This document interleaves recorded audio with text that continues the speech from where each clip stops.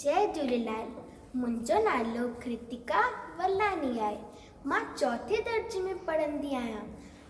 अॼु मां तव्हां सभिनी खे हिकु आखाणी थी ॿुधायां। आखाणी जो नालो आहे सची कमाई। हरिद्वार में हिकु ग़रीब मोची रहंदो हो। हू गंगा जे घाट ते वेही सॼो ॾींहुं कमु कंदो हो। राति जो पंहिंजी झोपड़ीअ में वञी सुम्हंदो हो। महिनत करे जूता ठाहे कुझु पैसा कमाईंदो हो। अहिड़ीअ तरह रूखी सुखी रोटी खाईंदो हो। हू हमेशह कमु करण वक़्तु भॼन पियो ॻाईंदो हो। आई वेखे खिली पियो खिकारींदो हो। पंहिंजे ग्राहकनि सां प्यार ऐं नम्रता सां ॻाल्हाईंदो हो। हू तमामु ख़ुशि हो। हिकु ॾींहुं साधू वटसि आयो।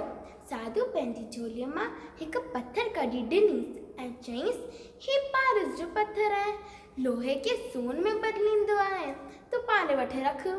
मोची चयईंसि, माफ़ करो महाराज, मां महिनत सां कमाईंदो आहियां। मूंखे कंहिंजी बि मदद जी ज़रूरत कोन आहे। सादे खाधे ऐं सादी झोपड़ीअ में मां बिल्कुलु ख़ुशि आहियां ऐं राज़ी प्रसन्न आहियां। जॾहिं साधू पथर वठण लाइ ज़ोर भरी आयसि, मोची खिली करे चयईंसि, हीउ पथर कोई अमीर माण्हू खे ॾियो, छो की उन धन हूंदे लाइ बि ग़रीब आहिनि। मां मिसकी मोची, महिनत में मज़ो आहे। मां छा कंदसि हीउ पारस जो पथर।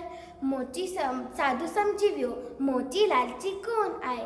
मोची पंहिंजे कम में लॻी वियो ऐं साधू तां हली वियो। इन आखाणी सां अव्हां सभिनी खे हीअ शिक्षा मिलंदी आहे, अव्हां सभिनी खे सची कमाई करणी घुरिजे। जय झूलेलाल।